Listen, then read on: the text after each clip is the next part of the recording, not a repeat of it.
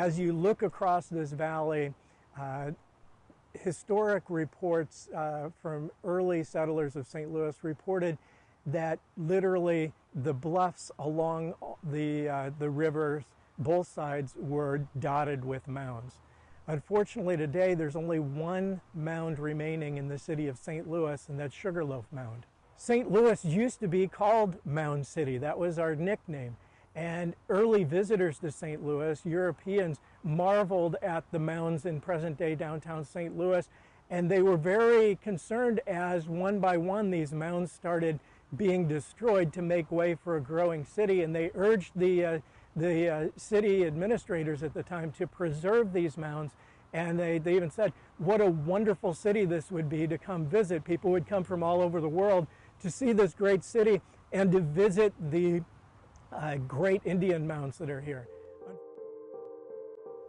About 1,000 years ago, this valley, the Mississippi Valley, right in front of present-day St. Louis, was the busiest place in what is present-day the United States of America. People had reached a level where they were living in the same area year-round, year after year, and they had become an intensely agricultural culture, centered primarily around growing corn. We know that while they were here, they developed a very highly complex social, political, religious system. Studying from artifacts, from their artwork, and also listening to Native American stories that are told today and that were handed down from generation to generation, that they may have had a three-part view of their universe.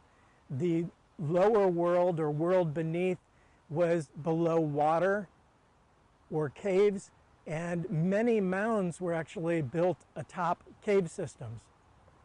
The middle world was occupied by humans, and the upper world, was a spirit world where their deity lived and dominated, the sun. And they may have built the mounds to reach up from the middle world, placing their leaders or perhaps their temple high up closer to the upper world. They built about 120 mounds. The largest of them was Monk's Mound, and that's not only the biggest mound in Cahokia, it's also the largest mound that was built by ancient people in North or South America. The largest totally earthen structure. It stands 100 feet high, has several different terraces to it, and it covers an area about 14 acres.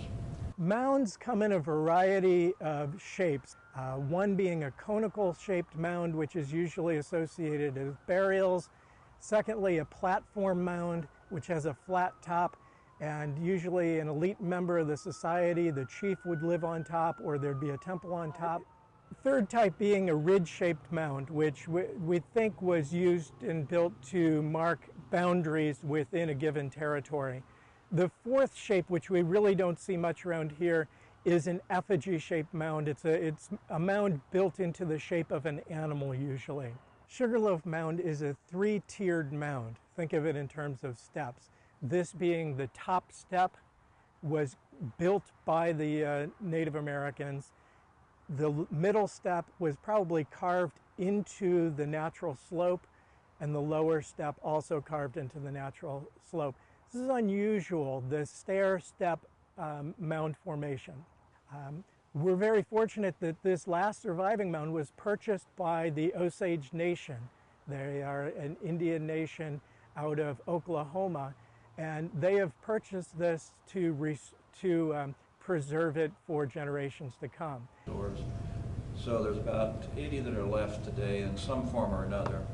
And fortunately, we now have 70 of those protected as part of Cahokia Mound State Historic Site.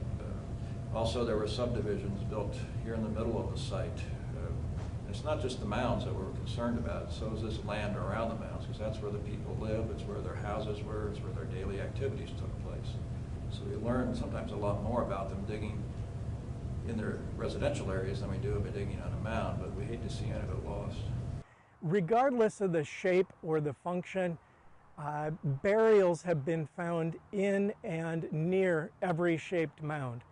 So when we, as mound preservationists, look at a hill that could be a mound, when in doubt, you assume it's an Indian-built mound until proven otherwise.